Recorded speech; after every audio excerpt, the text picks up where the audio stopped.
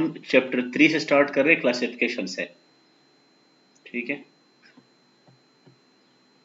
Yes chapter 2 जरा मतलब उसमें he tried to squeeze too many things into one chapter, क्योंकि that was meant to be an end to end illustration, तो he went ahead of his topics.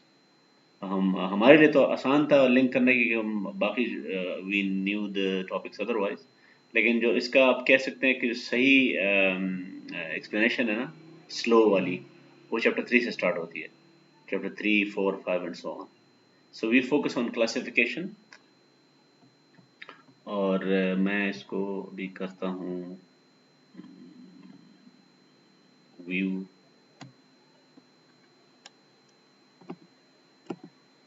I hope कितना enough होगा। Yes Okay, so let's import some standard libraries, और इसने कोई save fig का कोई किया हुआ है, वो आप इतना इम्पोर्टेंट नहीं है, वो आप देख सकते हैं, लेकिन जो असल चीज़ है वो यहाँ से शुरू होती है। एम नेस्ट, ये नाम सुना है अपना, एम नेस्ट? वो सर इसको आपने कभी यूज़ किया हो, इस डाटा सेट को, एम नेस्ट के डाटा सेट को? नो सर अच्छा, मेरा ख्याल था कि आपने यस कह दिया। ये अब ये शायद आपको याद आ जाएगा, ये मैं इसको डाउनलोड करने में थोड़ा सा टाइम लगेगा, मैं क्या वो कर चुका हूँ। सो लेट्स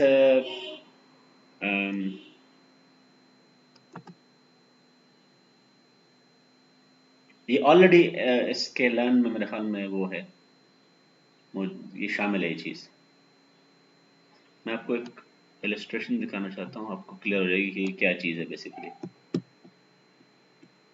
ये आपको नज़र आ रही है स्क्रीन पर?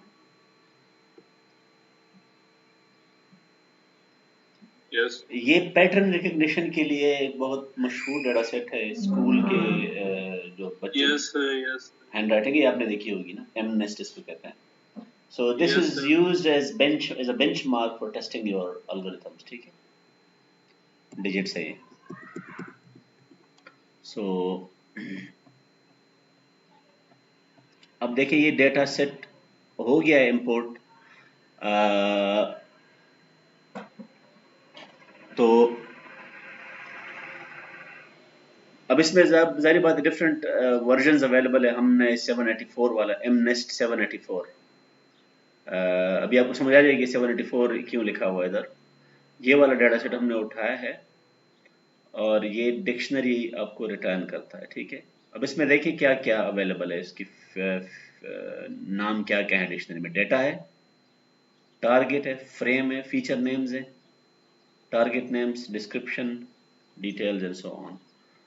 तो अभी अगर हम let's say if we focus on data and target, ठीक है, तो आप गेस करें कि डेटा में, मैं इसको रन करता हूँ, डेटा में क्या होगा। ये जो अभी एक्स डॉट शेप मैंने कर दिया 70,000 और 784, अब 784 उधर लिखा हुआ है।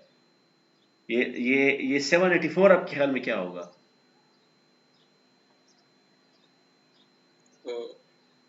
डिफरेंट टाइप्स ऑफ अल्फाबेट्स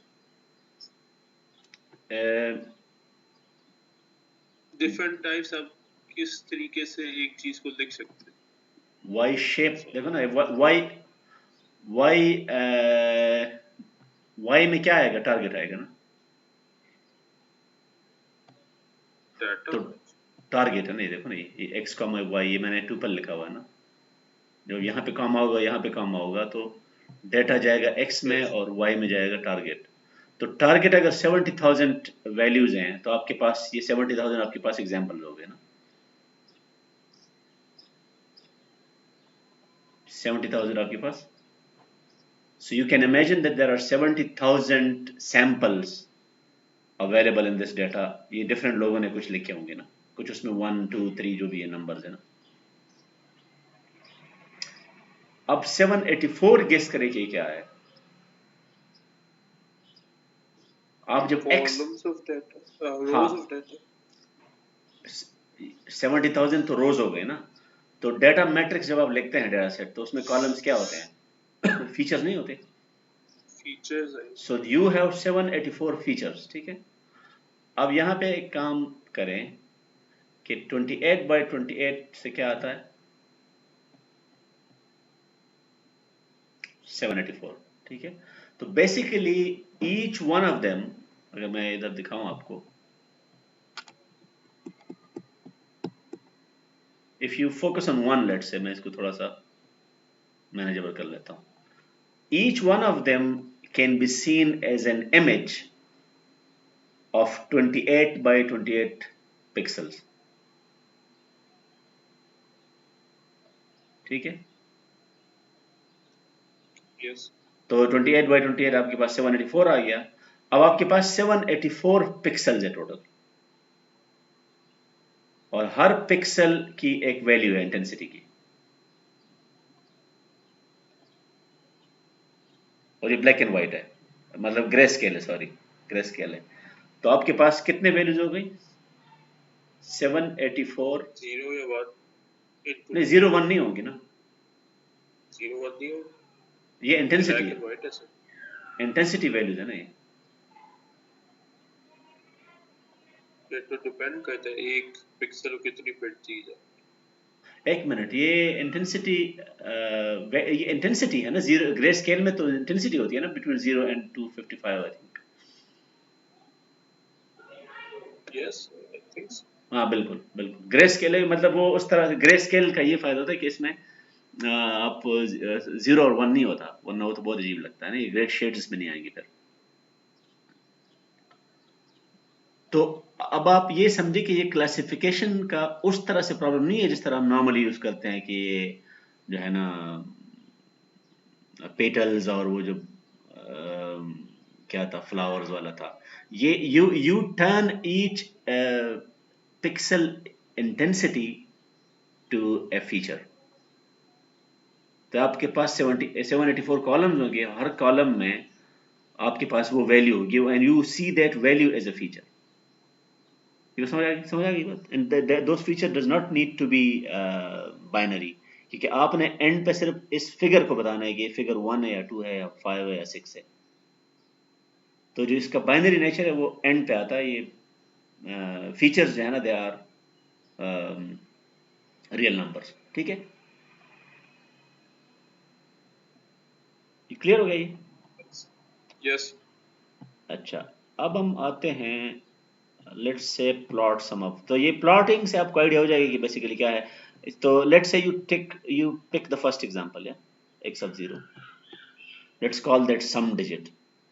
तो उस सम डिजिट का जो इमेज है उसको आप पहले रिशेप करना पड़ेगा, क्योंकि साइकिट प्लान उसको स्टोर करता है as a, even though x is a matrix, लेकिन उसको अपने स्टाइल से वो सेव करता है।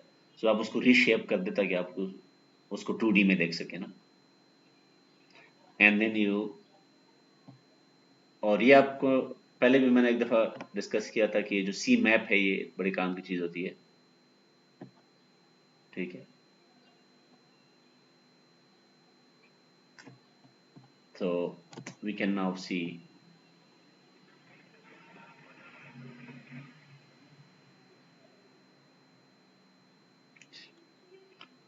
this is how you see it.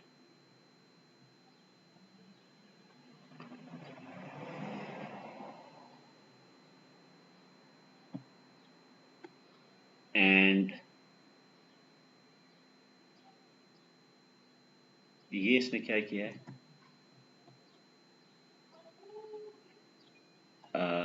NP, अच्छा ये जो आपका टारगेट है ना, टारगेट, मैं अगर इसको टारगेट को टाइप करूं तो क्या आ गया मेरे पास, 5। ये 5 यहाँ पे आपको फील नहीं हो रहा, लेकिन एक्चुअली ये वो है, कैरेक्टर टाइप का है, ये न्यूमेरिकल नहीं है, ठीक है। तो इसको न्यूमेरिकल बनाने के लिए आप इसको कास्ट कर रहे हैं, क्योंकि आपको पता है मशीन लर्निंग एल्गोरिथम्स को चाहिए न्यूमेरिकल डेटा।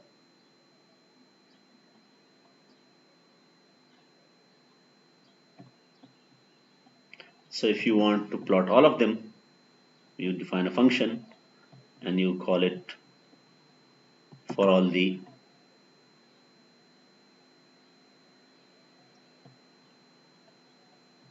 हाँ ये अभी फंक्शन हो गया. This function can be called for all the examples. Yeah, all the, let's say you try it for 100 examples. ये 100 examples आपने कर दिए.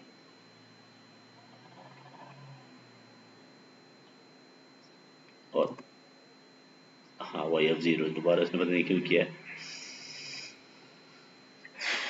अच्छा, अब एक और चीज जो नॉर्मली आप जब करते हैं टेस्ट ट्रेन डेटा स्प्लिट के लिए, तो आपको वो खुद करना पड़ता है, टेस्ट ट्रेन स्प्लिट. तो ये चूंकि डेटा ऑलरेडी आया हुआ है सेकंड लर्निंग में, इसमें हमने क्या किया है कि जो पहले 60,000 वैल्यूज हैं, टोटल 70,000 स्टार्ट में बताया था ना, 70,000. जो पहले 60,000 है वो ट्रेनिंग के लिए है, वो उन्होंने पहले से तय किया हुआ है आपकी आसानी के लिए. और जो लास्ट 10,000 है वो क्या है, वो टेस्ट है. तो which means that you can use that information to get that. अब समझ आ रही है कि इसमें कैसे क्यों लिखा हुआ है ये वाला, तो वो 6 ये स्टार्ट से सेकंड वाले में क्या लिखा? नहीं देखो ना, ये आपके पास ट्रेनिंग आ गया पहले, ये पहले है ना, स्टार्ट से लेके 60,000. ये सेकंड वाले में ये लास्ट वैल्यूज है ना, 60,000 से ऑनवर्ड. अच्छा यस. तो एक्स टेस्ट में, एक्स टेस्ट में वो आखिरी 10,000 आ जाएंगे, और एक्स ट्रेन में वो पहले वाले 60,000 आ जाएंगे. और वाई में भी वही है ना, वही पैटर्न इसमें किया हुआ है. ठीक है.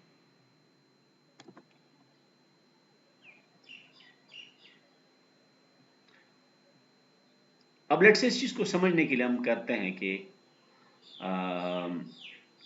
instead of attacking the whole problem in one go, let's say we turn it into a binary problem and we focus on 5 only. कि कोई भी डिजिट है, ये 5 उसको डिक्लेयर करता है या नहीं करता. ठीक है. तो आसान बनाने के लिए you just make binary array कि वो जो ट्रेनिंग वाला वाई ट्रेन लेबल्स वेक्टर है, वो अगर 5 है तो आप उसको वाई ट्रेन 5 कह दें. तो this will be 1s and 0s. और टेस्ट के साथ भी वही कर दें. So now this will give us a simple problem. ठीक है. और अब आप एक क्लासिफायर टेस्ट करें, SGD क्लासिफायर. याद आ रहा है आपको SGD क्या था?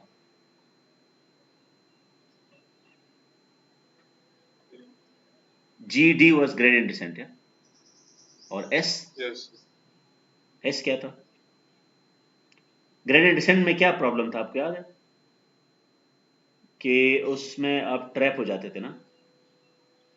एक तो ट्रैप हो जाते थे, तो दूसरा ये है कि उसकी कंप्यूटेशन बहुत ज्यादा है. You have to use the whole data set at each point for gradient calculation. तो स्टोकास्टिक ग्रेडियंट डिसेंट था, it used only a sub set of the data, or randomness helps you to actually get out of any local minima. I hope कि आपको थोड़ा सा याद आ रहा हो. SD इसमें आपको एक रैंडम स्टेट बताना पड़ता है सीड के लिए. सो लेट्स से 10,000 आपके पास मैक्सिमम इटरेशंस है. अगर उसमें नहीं हो सका तो आप उससे निकल आए फिर, because you can not keep optimizing over and over. So let's use that classifier and apply it to ytran5.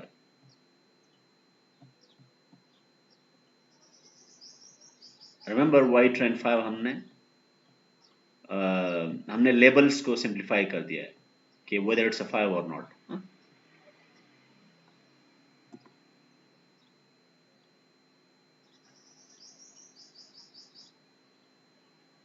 Classifier लगा रहा हूं मैं.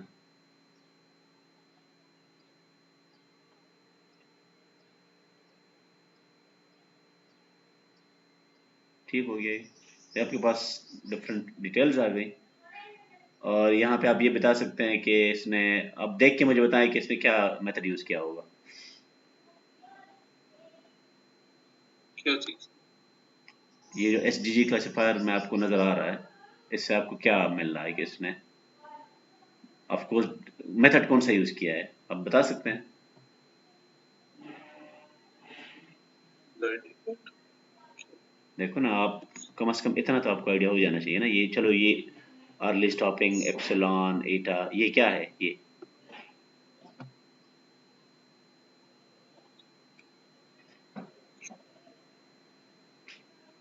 तो इसने उस लिनियर मॉडल यूज़ किया है ना, straight line, yes. Fit intercept. और अच्छा। इसने लर्निंग रेट और लॉस फंक्शन, इसने हिंज लॉस यूज़ किया है। कुछ डिफरेंट लॉस फंक्शंस है ना, ये सारे आपके पास आ रहे हैं। L1 रेशो, इसका ताल्लुक उससे है वो जो पेनलाइज करते हैं आप ना। यस। तो ये मतलब ये पैरामीटर्स को आप, अभी तो हमारे पास इतना टाइम नहीं है कि हम इस लेक्चर में इसको सेट कर दें, लेकिन I would encourage you to actually explore the documentation of scikit-learn, क्योंकि आपके पास यही पैरामीटर्स हैं। और ये पैरामीटर्स आपको अगर समझ आ गए तो आप यहाँ पे दे भी सकते हैं ना इसमें से, so that you can get the best out of the existing tools if you understand the parameters, बजाय इसके कि आप सिर्फ वो बुक वाली चीजें पढ़ते रहें ना। So let's say we have it, we have the classifier and we apply it to that sum digit याद है आपको? पहला digit, पहला एग्जांपल था ना, और पहला example yes. it was a 5, so हम इसको चेक कर 5। सकते हैं कि ट्रू आ गया। अब इसने 5 नहीं जवाब दिया, इसने ट्रू जवाब दिया, क्योंकि हमने बाइनराइज किया हुआ है ना, इज इट अ 5 और नॉट। ठीक है,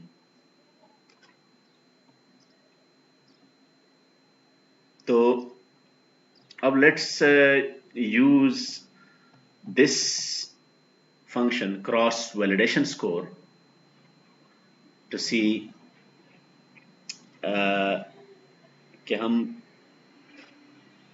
we will use 3 fold validation, yeah, k fold validation, right? Or we use that classifier stochastic gradient और x train y train 5 और 3 fold validation, और let's say हम accuracy को यूज करना चाहते हैं। यहाँ पे स्कोरिंग में आप बाकी फंक्शन भी दे सकते हैं। Let's use classification accuracy as a performance measure।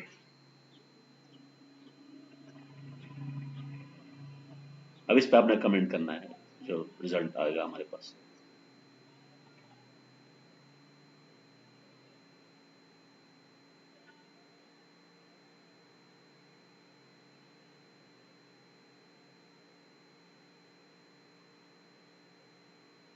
क्या रिजल्ट आया है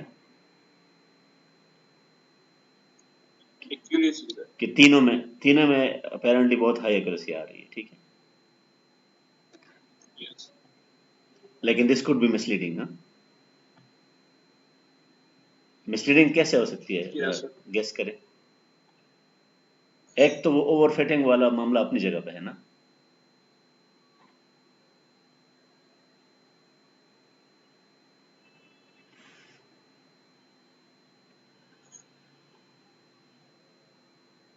हालांकि इसमें एक्स ट्रेन वाई ट्रेन वो स्प्लिट हुआ है ना, स्प्लिट करके हमने यूज किया था। यस।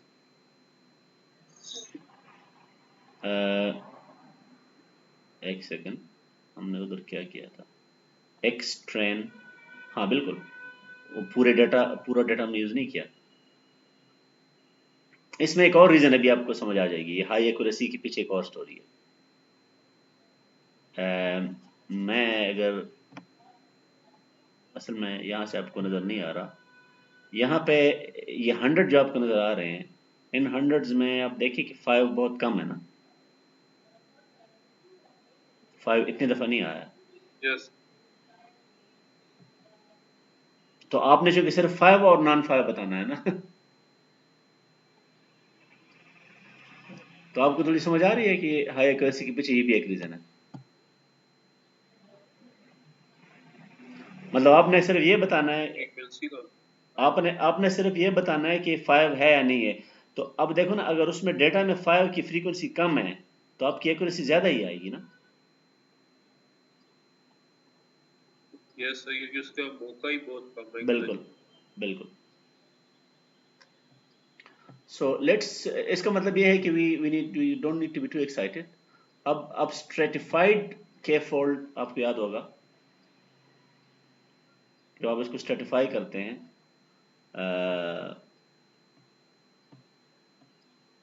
स्प्लिट्स 3 ही रखते हैं इसको, ठीक है।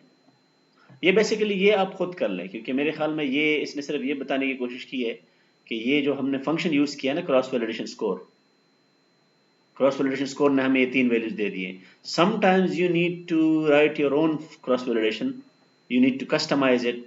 तो ये इसने देख बताया है कि अगर आप वही साइकिट लर्निंग वाला खुद कोड लिखना चाहते हैं तो इसके स्टेप्स ये होंगे,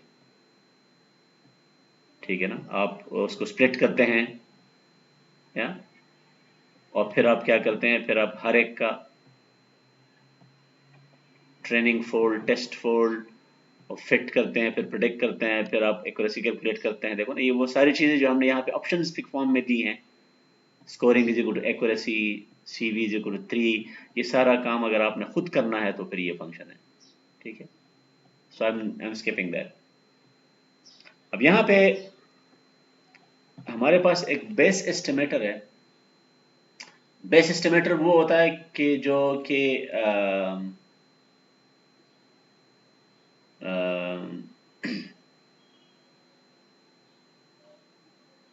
बेस एस्टिमेटर सिर्फ बेंचमार्किंग के लिए होता है, आप अपने मॉडल्स को चेक करने के लिए उसको यूज करते हैं। और let's say you take that and you build on top of it and never five classifier.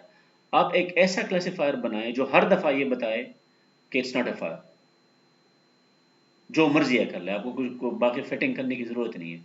तो अब इसमें आप देखें, क्लास जब बना रहा है ये फिट वाले पार्ट को स्किप कर रहा है कि I am not doing anything, क्या I am predicting, every time I am predicting, ये रिटर्न क्या कर रहा है, np.0, और जितना डेटा है उसी साइज पे ये क्या आपको दे रहा है, ये जीरोस।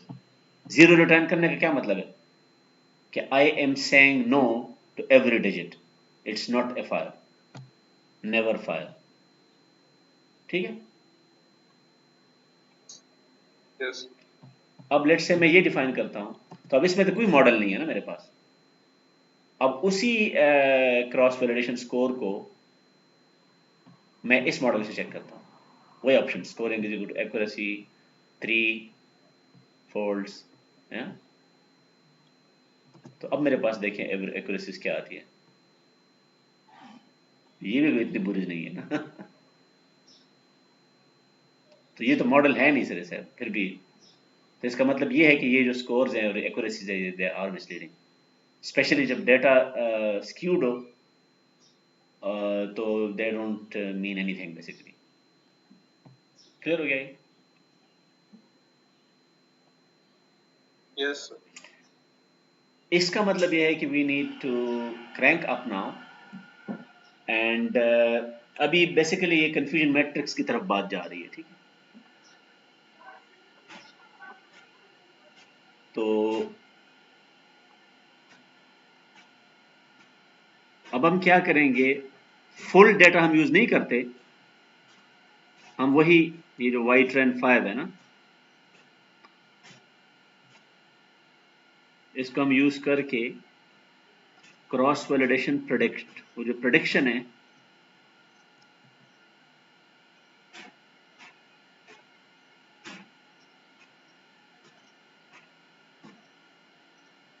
हम ये नहीं देखते कि इसने यस नो में आंसर दिया है या नहीं, ठीक है।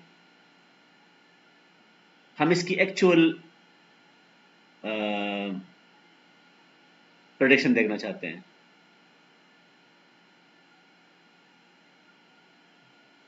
कि SGD क्लासिफायर जो है ना क्या देता है हमें, and then we can have our confusion matrix. तो कंफ्यूजन मैट्रिक्स से आइडिया हो जाएगा कि ये कितने पानी में है। तो इस ये देख के आपको क्या आ रहा है?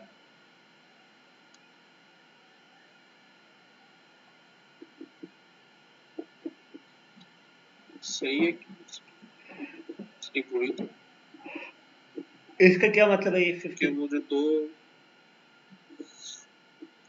ये पॉजिटिव करेक्ट चीज हाँ,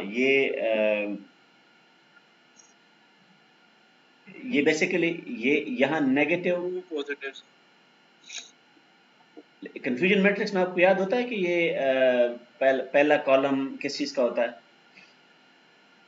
वैसे कंफ्यूजन प्रैक्टिस तो दो को कंपेयर करने के लिए नहीं होता। नहीं, वो कंफ्यूजन मैट्रिक्स की दो वर्जन्स थी ना, एक आपको मैंने बताया था, एक वो दूसरा मॉडल इवेल्युएशन वाला था, और एक इस स्टेज पे आपको दूसरा कंफ्यूजन मैट्रिक्स था मशीन लर्निंग वाला। तो ये तो आप कर सकते हैं ना। ये वो वाला जिसमें टू पॉजिटिव टू नेगेटिव वो वाला है। हाँ, ये वो है ना, ये ट्रू पॉजिटिव, ये सिंपल कंफ्यूजन मैट्रिक्स है। अच्छा फिर ये पहला टू पॉजिटिव तो सही इसने 53892 को इसने, ये मैं सिर्फ ये बता रहा हूँ कि अगर आप भूल जाए ना कि कंफ्यूजन मैट्रिक्स को लिख वैल्यूज कैसे रीड करना है, तो आप वो याद है जब आप ट्रूथ टेबल लिखते हैं, तो ट्रूथ टेबल में लेट्स से ये 2 by 2 ट्रूथ टेबल है ना, ऐसे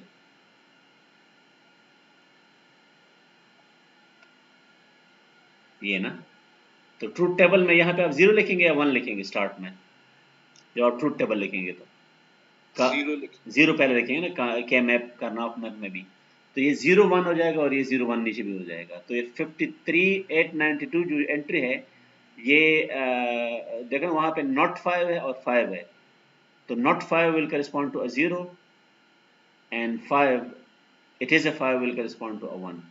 तो इसका मतलब ये है कि जो 53892 टाइम्स इसने करेक्टली नॉट 5 बता दिया है। यस ठीक है, उसने भी जीरो दिया प्रेडिक्टेड ने भी जीरो दिया हाँ इस इसने तरह भी 0, दोनों ने कहा नॉट फाइव। बिल्कुल बिल्कुल, और 687 टाइम्स इसने उसको गलत दिया है। तो फर्स्ट रो गलत corresponds to not 5 and second row corresponds to 5, और कॉलम ये बता रहा है कि उसने उसको ठीक किया है कि नहीं। रोज एक्चुअल क्लासेस हैं, और जो कॉलम्स है वो बता रहा है कि इसने क्लासिफायर ने कैसे किया है। और वैसे समझने के लिए ये है कि अगर आपने इसको समझना है कंफ्यूजन मैट्रिक्स को, तो ये बताएं ये कंफ्यूजन मैट्रिक्स में ये क्रॉस डायगोनल वैल्यू 0 क्यों आ रही है, जरा सोच के बताएं कोड देख के।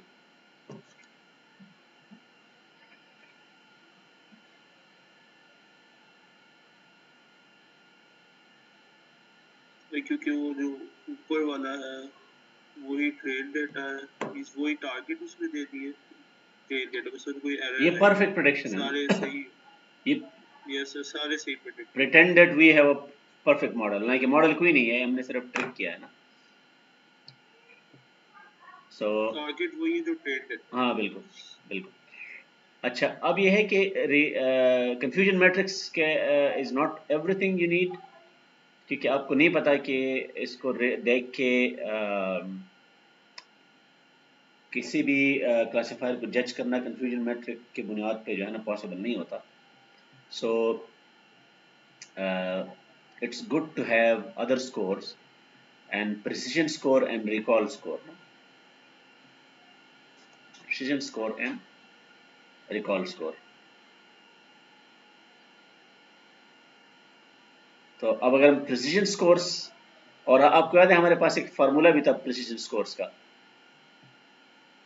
ये कंफ्यूजन मैट्रिक्स देख के ना, यस कंफ्यूजन मैट्रिक्स देख के आप ये लिख सकते हैं कि 4096 क्या है,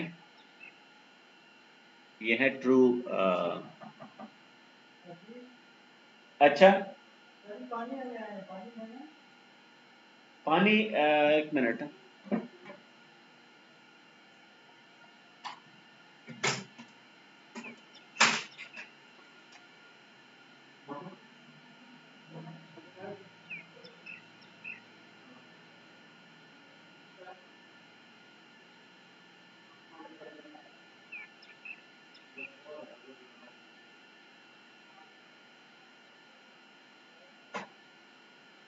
अच्छा ये नेस्ले वाले आए हैं ना, तो मैं जरा उनको पानी देता हूँ।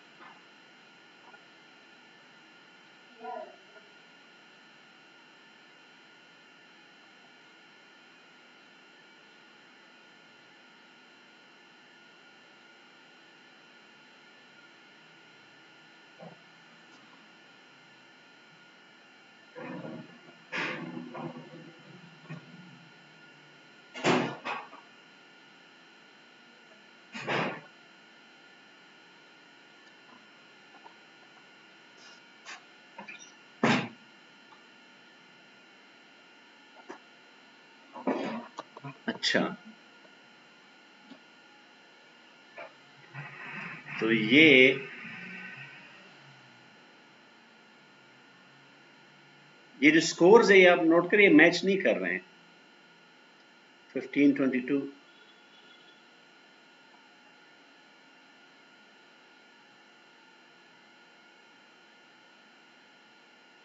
ये मैं इसको अगर प्ले करूं तो ये 0.837 जो मशीन लर्निंग जो साइकिट लर्निंग हमें वैल्यू दे रहा है ये, और जब हम ये करते हैं तो या तो ये वैल्यूज इसने गलत लिखी है। 4096 क्या है ये? True positive. इसमें निकालेगा इसमें ट्रू पॉजिटिव चेक करें ना। हमारे पास कोई और वैल्यूज आ रही है।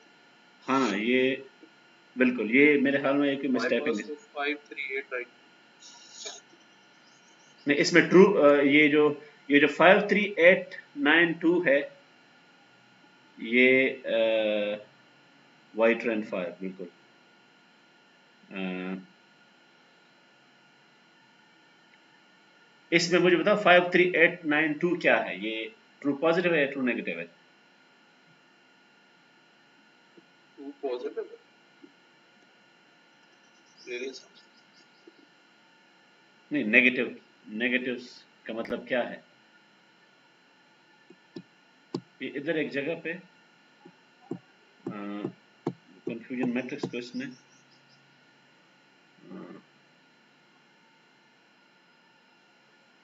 Non fire was the negative class, तो ये ट्रू नेगेटिव है ना?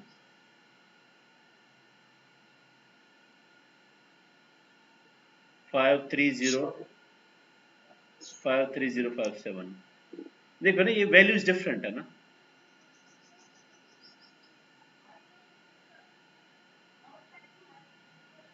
अच्छा मुझे लग ये रहा है ना कि ये मुझे एक और शक है। ये ये चूंकि हम दोबारा चलाते हैं ना, समझ आ गई, तो ये वैल्यूज हमारे पास डिफरेंट आ जाती हैं।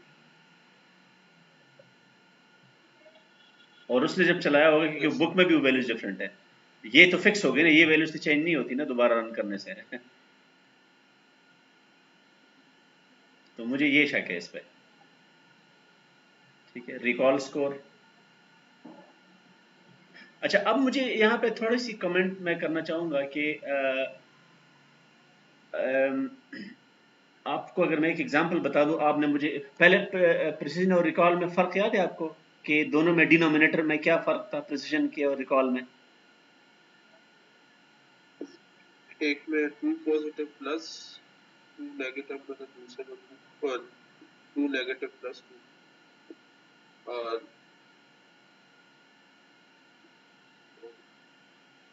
मतलब प्रिसिशन में ये होता है ना कि आपने जितने प्रिडिक्शंस किए हैं ना उनमें कितने ठीक किए आपने, ठीक है। रिकॉल में ये है कि जो एक्चुअल मतलब इस केस में आप ये कह लें कि आपको मैंने आपने फॉर एग्जांपल मैं एग्जांपल आपने लेट से 10 डिजिट्स को आपने कह दिया कि ये 5 है, ठीक है, और उसमें से एक्चुअली 5 सिर्फ जो है ना 8 थे, तो अब प्रिसीजन आपका क्या हो गया, 80% हो गया, 80%। क्योंकि वो दो तो नहीं थे ना, उनको आपने 5 कह दिया। अब रिकॉल में ये होगा कि जो ट्रेनिंग डेटा में जो 5 थे उनको आपने 5 किया है कि नहीं, उनको आपने पिक कर लिया है कि नहीं, जिस तरह यू आर रिकॉलिंग समथिंग ना फ्रॉम मेमोरी, कि मैं आपको 10 नाम बताता हूँ, आप उन 10 आपको सारे वो याद हैं या नहीं है।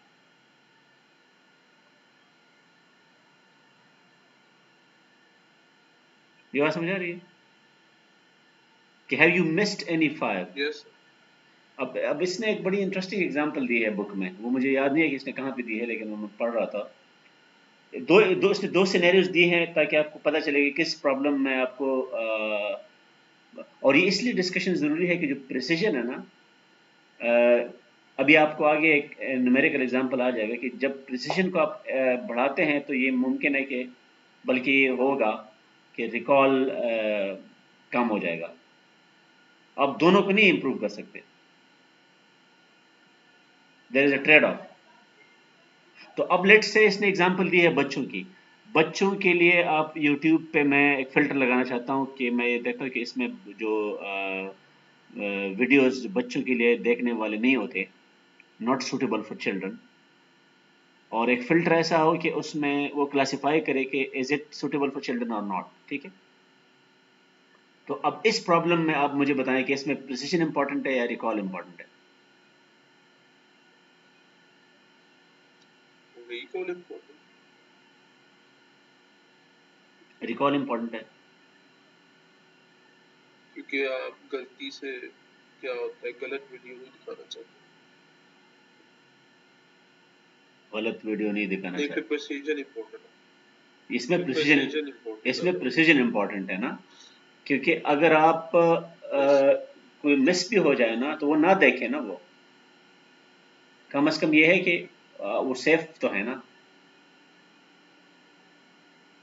ठीक है।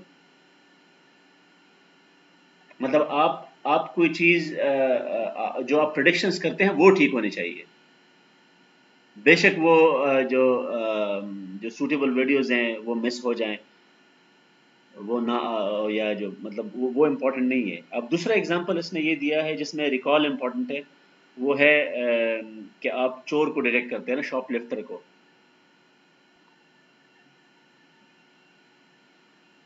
अब शॉपलिफ्टर लेट से उस सिटी में 50 शॉपलिफ्टर्स हैं, तो वो आपका अलार्म ऐसा होना चाहिए कि वो उनको मिस ना करे, बेशक गलती से किसी और को भी पकड़ ले तो प्रिसिजन अगर कम भी होना, रिकॉल बढ़नी चाहिए, recall you should not miss out.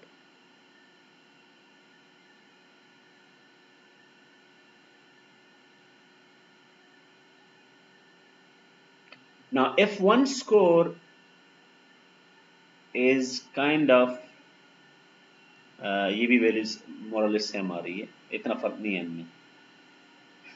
It is actually harmonic mean, twice of that. तो आपको याद है वो जो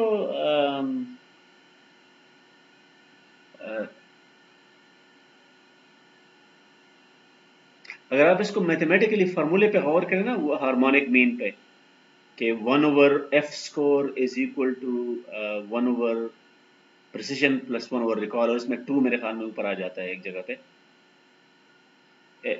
if you think about it carefully, f1 score can only be high if both of them are high.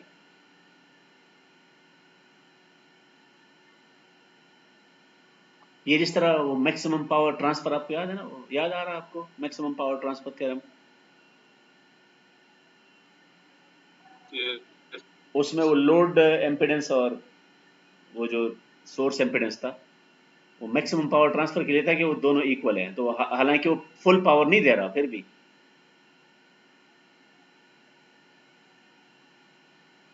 100% power तो आप extract नहीं कर सकते, लेकिन मैक्सिमाइज करने के लिए आपको वो करना। तो यहाँ पे भी ये है कि F1 score will only be high if both of them are high. तो अब both of them can only be high if you are somewhere in the middle. आप ये नहीं कह सकते कि ये एक भी 100% है दूसरा भी 100%, पॉसिबल नहीं है।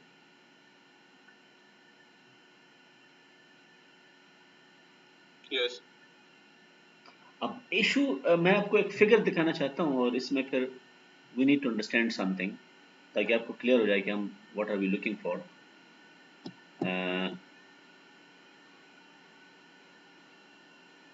ये तो उसकी इलस्ट्रेशन हो गई ना।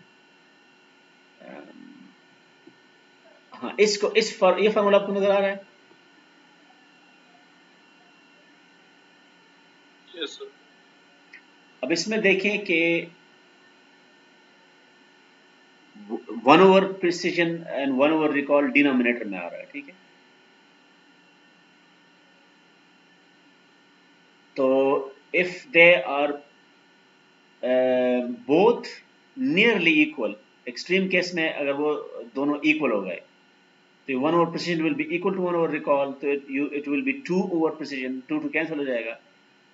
सो योर F1, ये डेफिनेशन इसने ऐसे दी है कि your F1 score will be equal to the precision score and that will be equal to the recall score, ठीक है? That is how you can remember it. ये जो है ना, अभी हम वहां पे जुपिटर नोटबुक में भी देख लेंगे। ये फिगर अगर आपको समझ आ गई ना, तो आपको क्लियर हो जाएगा कि प्रिसिजन और रिकॉल में ट्रेड ऑफ क्यों है और हमें क्या करना चाहिए। तो ये जो बीच वाली, this figure shows 3 various thresholds. So the threshold in the middle, ये जो मिडल वाली थ्रेशोल्ड है, मुझे बताओ इसके राइट साइड पे कितने वो हैं, फाइव्स हैं?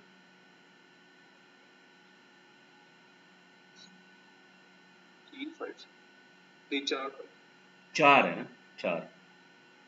तो अगर इसको आप एज थ्रेशोल्ड यूज करते हैं, थ्रेशोल्ड का मतलब ये है कि इफ, और ये जो एक्स एक्सिस पे है ना, ये स्कोर्स हैं, ये प्रेडिक्शंस हैं,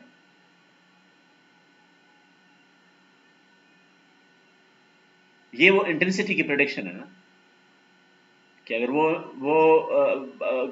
मेरे ख्याल में जो आप क्लासिफायर यूज कर रहे हैं ना, उसमें एक न्यूमेरिकल वैल्यू होगी जो किसी थ्रेशोल्ड से ऊपर हो जाएगी, तो आप उसको डिसीजन बाउंड्री आपको याद होना चाहिए। So if some score is above some threshold, you put it in one class, otherwise you put it in another class. ये तो इतना तो आपको याद होगा ना, कि your decision to put it in one class or another class is based on some numerical value, ठीक है? Yes. तो अब इस केस में आपके पास आ गया, जो एक्यूरेसी है वो क्या हो जाएगी? एक्यूरेसी आप कैसे कैलकुलेट करेंगे कि आउट ऑफ 1 2 3, राइट साइड पे आपने प्रेडिक्शंस की हैं 5, और उन 5 में से 4 ठीक है ना, तो 4 out of 5, 80%. 80% हो गया ना। 80%. तो 4 out of 5 ऊपर लिखा हुआ है 80%।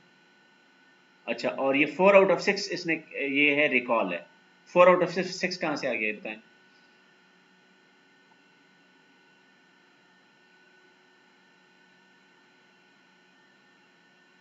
You have predicted 4 5s, but the available 5s are So 5 6. 6 है ना। वो जो लेफ्ट साइड पे 2 उधर रह गए ना, वो आपने नहीं किया ना, आपने पिक नहीं किया उसको। इसका मतलब ये है कि आपका थ्रेशोल्ड ठीक जगह पे नहीं है ना, ठीक है? Yes. तो अब लेट्स से आप इनमें से किसी एक को इम्प्रूव करना चाह रहे हैं, तो लेट्स से कि ये थ्रेशोल्ड को ना राइट साइड पे ले जाएं, तो अब आपको समझ आ रही है कि वो आपकी प्रिसीजन 100% हो गई है, Yes. क्योंकि 3 आउट ऑफ 3 मतलब they are all 5 and you got it right. लेकिन क्या खराब हो गया? रिकॉल, क्योंकि now you missed another 5, another digit which was 5, and you did not actually recall it.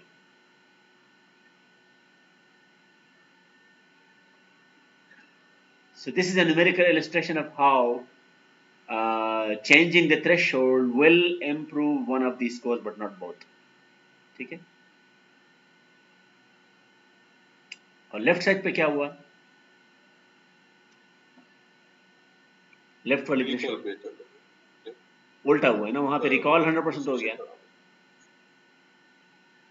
क्योंकि उस थ्रेशोल्ड से लेफ्ट साइड पे सारे नॉन फाइव्स हैं और राइट साइड पे सारे फाइव्स हैं, तो आपने एक फाइव को भी मिस नहीं किया, लेकिन आपकी प्रिसीजन वो प्रिसीजन में गड़बड़ है ना, उसमें बीच में नॉन फाइव्स आ गए।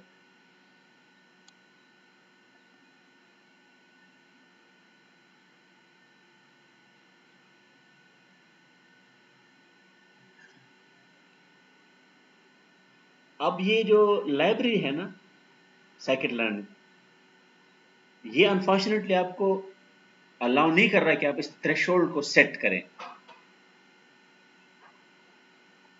ठीक है? ये आपको स्कोर दे रहा है, ये जो डिसीजन स्कोर है ना, इसको डिसीजन स्कोर्स कहते हैं, ये आपको दे रहा है, तो इसको यूज करके हम we can do something. There is something called decision function. Remember we have our classifier SGD CLF, तो उस CDF का एक फील्ड जो है ना डिसीजन फंक्शन है। सो दैट डिसीजन फंक्शन ये 2164.22, this is the score we got for that some digit जिसको हमने 5, जिसकी ट्रू वैल्यू 5 है, तो उस 5 के लिए ये 2, और ये जो डिफॉल्ट थ्रेशोल्ड है क्लासिफायर का वो 0 होता है, क्योंकि बाइनरी में है ना, बाइनरी में आप 0 को थ्रेशोल्ड कहते हैं। Try to recall those figures where we have a classifier based on a single feature.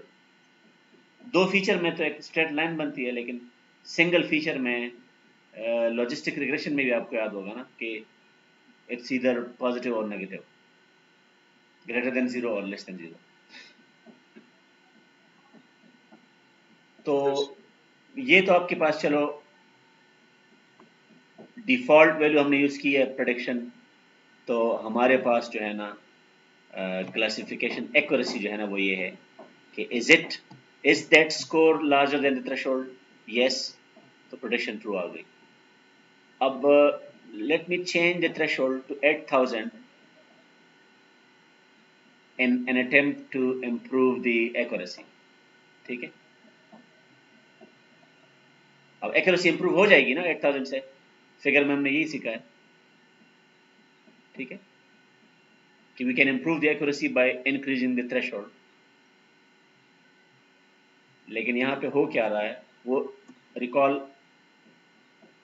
Degrade हो जाएगा, क्योंकि अब वो जो 5 था हमें पता है कि वो 5 है, अब ये हमें कह रहा है कि ये 5 नहीं है। So that is an indication of how recall gets degraded when you change the threshold for improving the precision, ठीक है?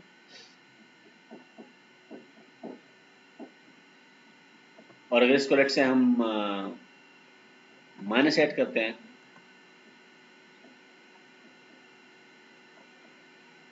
तो उससे वो ये मसला नहीं होता, लेकिन उससे प्रिसिशन उससे वो हो जाएगी, डिग्रेड हो जाएगी।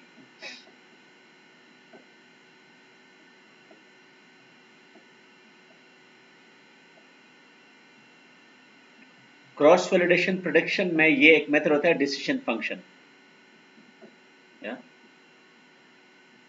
if you supply that argument you can get all the scores। ये जो डायग्राम में हमें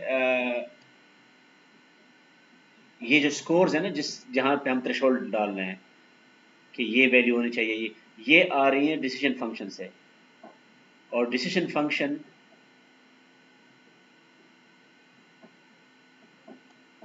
को एक्सेस करने के लिए जो क्रॉस वैलिडेशन प्रेडिक्ट फंक्शन है उसको ये देना पड़ेगा आपको।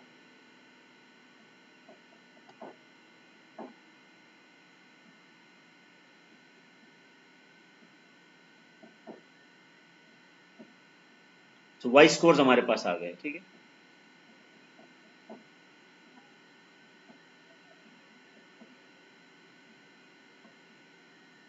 Now we have a function called precision recall curve, जो इन स्कोर्स को ट्रेनिंग डेटा के जो लेबल्स हैं, जो टारगेट वैल्यूज हैं, उनके साथ यूज करके it will calculate the precision scores, the recall scores and the thresholds. ये जो स्कोर है ना, इस स्कोर से आप रिकवर कर सकते हैं कि थ्रेशोल्ड कौन सा है। ये सिर्फ ये बताने के लिए ये कह रहा है कि जो थ्रेशोल्ड है वो आपको डायरेक्ट नजर नहीं आएगा, वो ये पहले आपको ये डिसीजन फंक्शन से डिसीजन स्कोर कैलकुलेट करना पड़ेगा, and that will give you the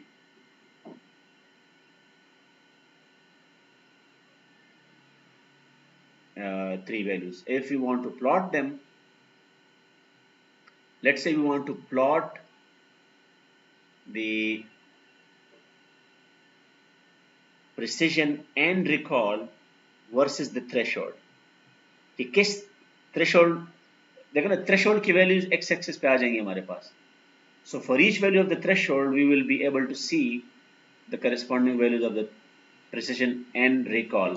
यहाँ से हमें क्लियर हो जाएगा कि प्रिसिशन और रिकॉल कैसे चेंज हो रही हैं थ्रेशोल्ड के साथ, और ट्रेड ऑफ है वो भी समझ आ जाएगी।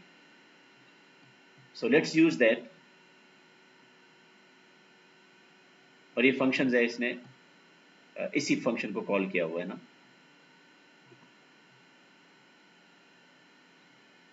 यहाँ पे आपको नजर आ रहा है थ्रेशोल्ड, ये trade off. So remember that we got these values of the threshold only because we have access to something else, and that something is decision score. पहले हमने decision score calculate किया है by this method,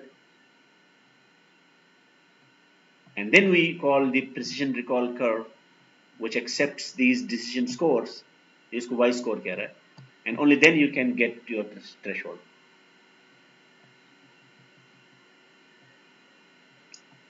तो इसका मतलब ये हुआ कि आपको अगर दोनों इंप्रूव करने हैं तो you have to be somewhere in the middle, ठीक है।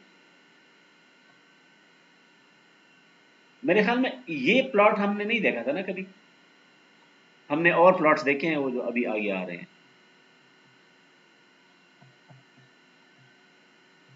yes.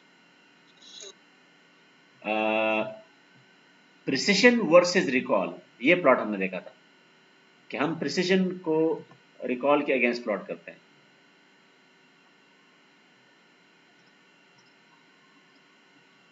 तो यहां पे इसको मैं माइनस कर देता हूं थोड़ा सा। यहां पे ट्रेड ऑफ किस फॉर्म में नजर आ रहा है?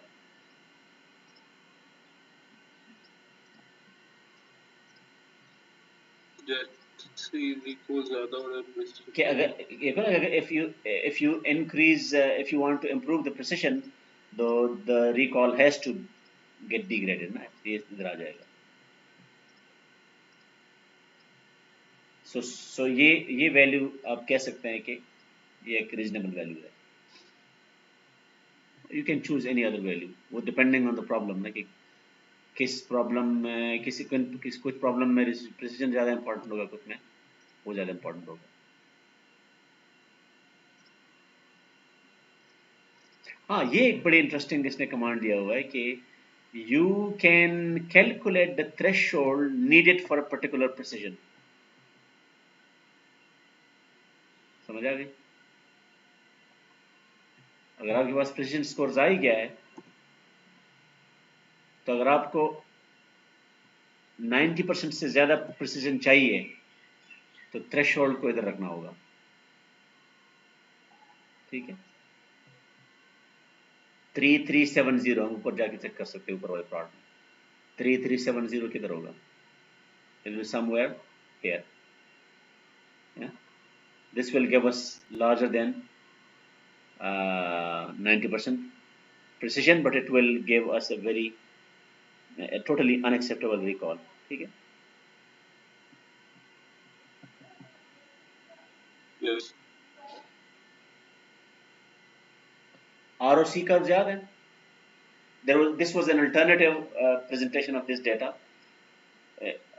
कि अगर आप एक्चुअली इन सारे प्रॉब्लम्स, इन सारे प्लॉट्स में एक इशू ये आ रहा है कि एक सिंगल स्कोर नहीं आ रहा। ठीक है ना, आपको ट्रायल एंड एरर करना पड़ता है। ROC इसको क्या, ROC को क्या कहते थे? इसका एब्रिविएशन मेरे जहन से निकल गया।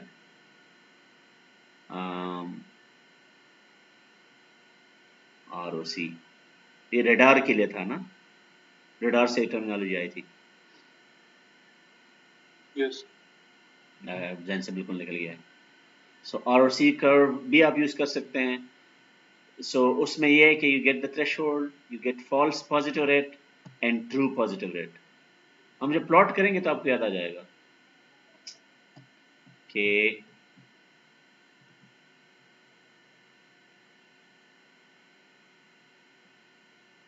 y एक्सिस पे ट्रू पॉजिटिव रेट है और x एक्सिस पे फॉल्स पॉजिटिव रेट है। रिसीवर ऑपरेटिंग, हाँ, रिसीवर ऑपरेटिंग कर्व पे।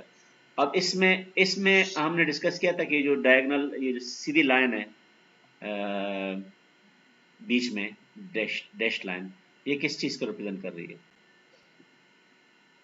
Random guess. ये बिल्कुल रैंडम गेस को ना। सो अब यहाँ पे एक there was a single number which captured the suitability of a particular classifier। अब देखो ना, ये कर्व आप किसी और कर्व के साथ कंपेयर कैसे करेंगे? बीच में मैं एक और ROC ड्रॉ करता हूँ जो कुछ रीजन में इससे बेहतर हो, कुछ में इससे। एरिया था, एरिया AUC ना। Yes. So that single number allows, तो ये फंक्शन यहाँ पे अवेलेबल है, ROC AUC score। You can calculate that as well, 96%, and that can be used to compare this with other models।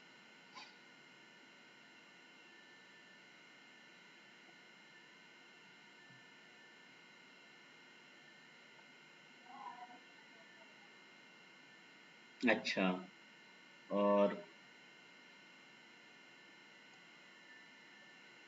Random forest classifier ये try कर रहा है। उसके बाद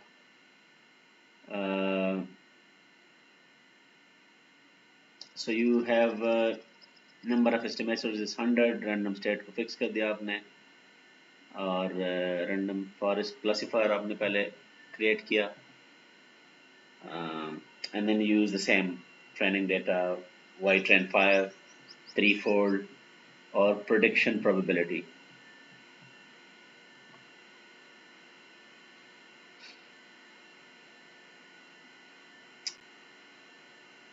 अब हम देखते हैं कि SGD के बाद ये जो रैंडम फॉरेस्ट क्लासिफायर है ये कैसे परफॉर्म कर रहा है।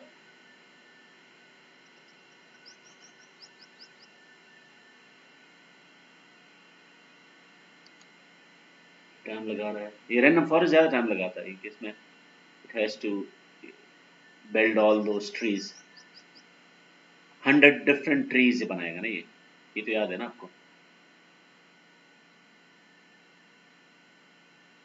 Yes. So there were every on 100 trees में से हर एक ट्री बनाना itself एक that will be a classifier in its own right ना, और फिर उनको सबको कंबाइन करता है।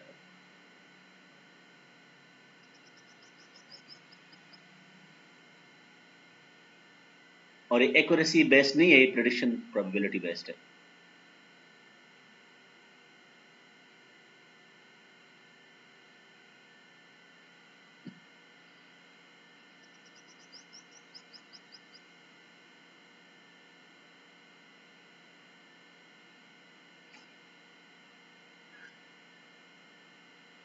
अभी सुप्रीम कोर्ट के डिसीजन से तो आइडिया हो गया है कि 1 जून को यूनिवर्सिटी खुल जाएगी इंशाल्लाह, अगर कोई और केस नहीं आया तो। कोई और, ये गवर्नमेंट बैक ट्रैक भी तो करती है ना अपने फैसलों से। अच्छा, ये हो गया है खुल जाएगी। क्योंकि अभी मतलब आपको पता है वो डिसीजन ये आया है कि मॉल्स वगैरह खुल रही है ना, यस। और ट्रांसपोर्ट भी। तो अब उसमें ये है कि अगर कोई कोई नई आफत नहीं आई तो हम 1 जून से यूनिवर्सिटी खोलने का अभी कल की मीटिंग में तो ये तय हुआ था कि अगर कोई नया लॉकडाउन का दोबारा नहीं आया तो we will open the university for that intermediate state. और ये एक और चीज़ शायद हो जाए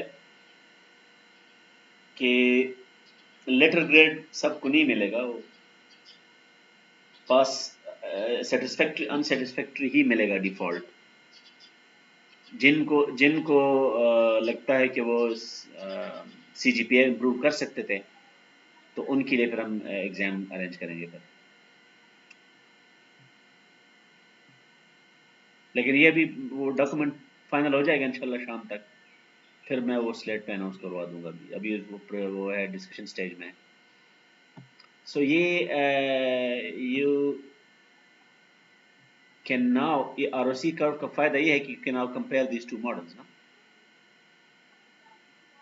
हमारे पास SGD पहले से था और ये रैंडम फॉरेस्ट आ गया। ये देख के बताएं कि इनमें से कौन सा बेहतर है आपके ख्याल में।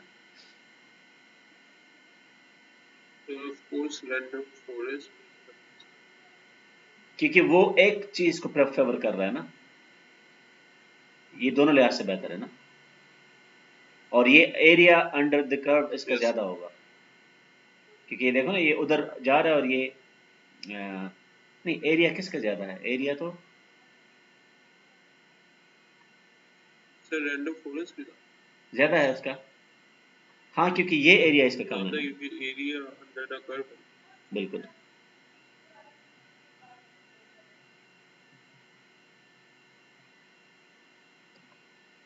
इसका 0.998 है ना, और उसका क्या था? 0.96 था ना। सो अब ये वो पिछले प्लॉट्स में आप ये नहीं कर सकते थे।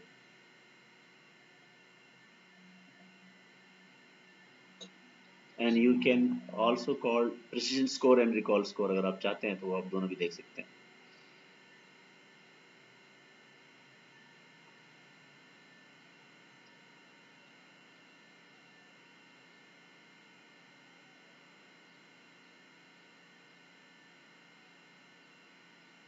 तो ये आप खुद ट्राई करें, ताकि असल में मेरा इन ये आखिरी ये जो 2-3 लेक्चर्स मेरे हुए हैं उसमें मेरा मकसद ये था कि आप इनको जब आप चलाएंगे and ask yourself whether you can make sense of it और how what can you change, तो वो चीज़ें आपको रफ्ता रफ्ता याद आ जाएंगी ना, वरना वो सारी टर्मिनोलॉजी बहुत जल्दी आप भूल जाएंगे।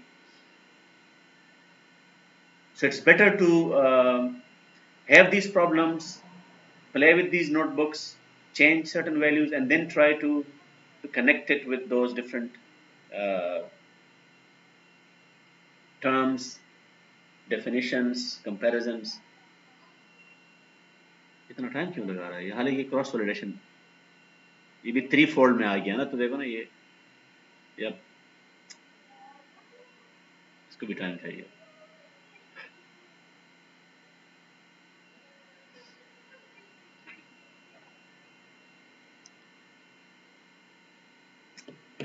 और रिकॉल्स को, अच्छा मुझे आप ये बताएं, अभी मैं देखता हूँ कितने लोग हैं। आपसे अगर मैं पूछ लूं, सर 2 लोग हैं। अच्छा मैं इसको रिकॉर्डिंग को बंद कर देता हूँ क्योंकि ये खत्म हो गई ना बात। आप दोनों से अगर मैं पूछ लूं